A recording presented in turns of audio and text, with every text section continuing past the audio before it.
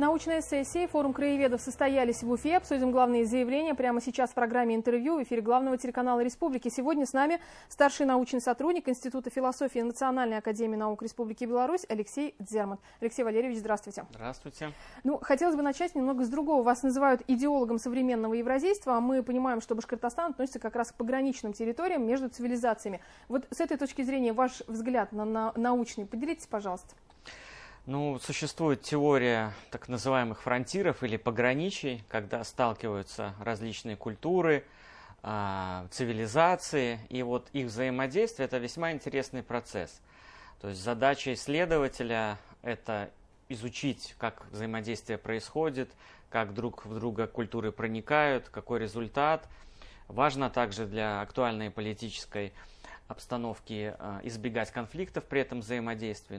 Я приехал из Беларуси, там наша русская, восточнославянская цивилизация взаимодействует с западной, там свои особенности, есть католическое население у нас, компактно проживают поляки, литовцы, евреи, татары. Это все отражается и в нашей культуре, в нашей идентичности, но таких пограничий много. И, например, Башкортостан тоже относится в определенном смысле к такому пограничью. Несмотря на то, что это центр Евразии, все равно мы видим, что здесь соседствуют православие, ислам, славянский мир и тюркский мир. И, в общем-то, и до границы Казахстана и Средней Азии тоже недалеко, потому что она изменилась после 1991 года. И вот все это, конечно, очень важно. Взаимодействие этих культур, понимание этих процессов является, по сути, основанием теории евразийства, которой уже исполняется в этом году фактически 100 лет. И мы видим, что все это актуально, потому что евразийство – это о том, как мирно, дружно сосуществовать на большом, огромном пространстве, которое зовется исторической Россией. Как вы можете охарактеризовать современную Евразию и какая роль у Башкортостана может в ней быть? К сожалению, в современной Евразии не все спокойно. Мы видим, как возрождается некое блоковое противостояние, идут противоречия очень серьезные. На пограничье мы видим, что происходит в Армении, в Азербайджане. Мы видим, насколько ситуация в Центральной Азии далека от спокойствия, да? И поэтому очень важно находить какие-то точки соприкосновения и находить конструктивное решение всевозможных проблем, конфессиональных, этнических или иных. Да? А Башкортостан для меня это своеобразный мост, да? Мост, который позволяет транслировать определенные смыслы, рожденные в недрах уже российской государственности, о том, что мы умеем, можем гармонично организовать совместное проживание разных народов, показывать это другим народам, привлекать их к сотрудничеству, прежде всего тюркских народов, да, потому что не только у Турции есть идея, как обустроить тюркский мир, но и, конечно, у России не должны быть такие идеи, потому что тюрки и Россия – это значимый фактор, и интеллектуалы тюркских народов, тюркских республик, конечно, они должны совместно с российским правительством, с российскими интеллектуалами вырабатывать определенные модели взаимодействия как внутри страны, так и вовне их транслировать. Это очень важно, тем более, что мы видим, и в Россию приезжают работать представители того же Узбекистана, из других государств. То есть в Башкортостане можно отрабатывать определенные модели взаимодействия межэтнического, межконфессионального. Это очень важно, потому что тот, кто эти модели найдет, он будет задавать эти стандарты в Евразии в будущем.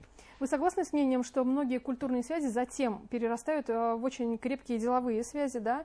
В том числе в экономике, в политике, и не знаю, знаете ли вы или нет, но очень многие культурные проекты в Башкортостане проводятся здесь у нас в Уфе с таким лозунгом «Взгляд из сердца Евразии», то есть из столицы Уфы. Какие перспективы такого направления видите вы?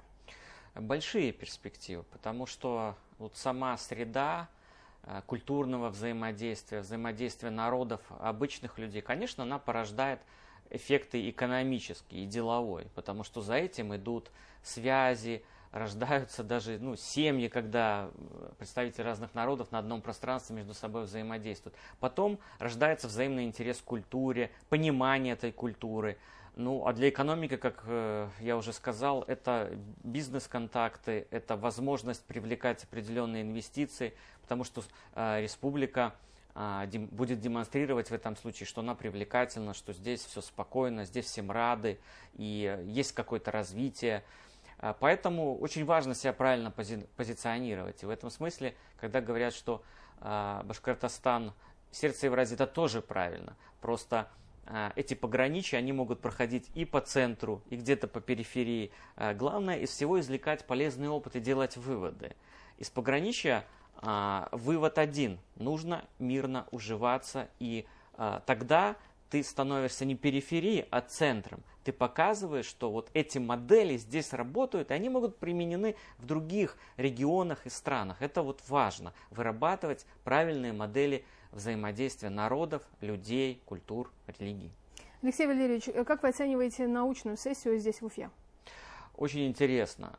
Я представитель философской науки, философии, да, и поэтому у меня такой синтезирующий взгляд на все. Я слушаю историков, этнологов, социологов, лингвистов, и складывается некая объемная картинка в сознании, которая позволяет мне уже свои теории или теории тех исследователей, которые мне кажутся близкими, проверять, верифицировать, говорить, вот это подтверждается, а это требует какого-то дополнения, доработки. И, конечно, самому это позволяет ощутить живую картину Евразии. То есть я не просто кабинетный ученый, да? Я еще в каком-то смысле практик, выступаю в общественном политическом пространстве и говорю всегда не от имени абстрактных теорий, а как исследователь, который ведет полевую работу, наблюдая как за дискурсами, как за идеями, так и за обычными людьми.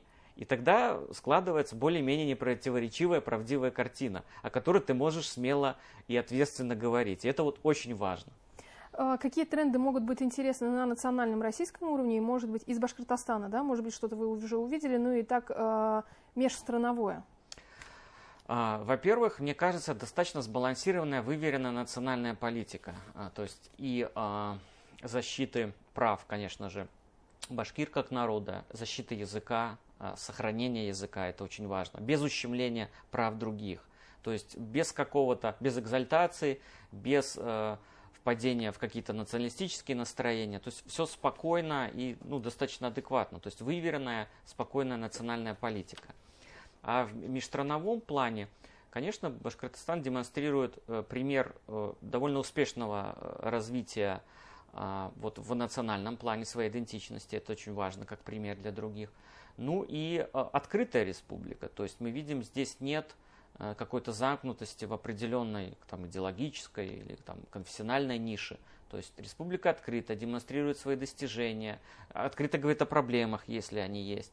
И это тоже вот всем нам важно, как такой позитивный пример. Спасибо, Алексей Валерьевич.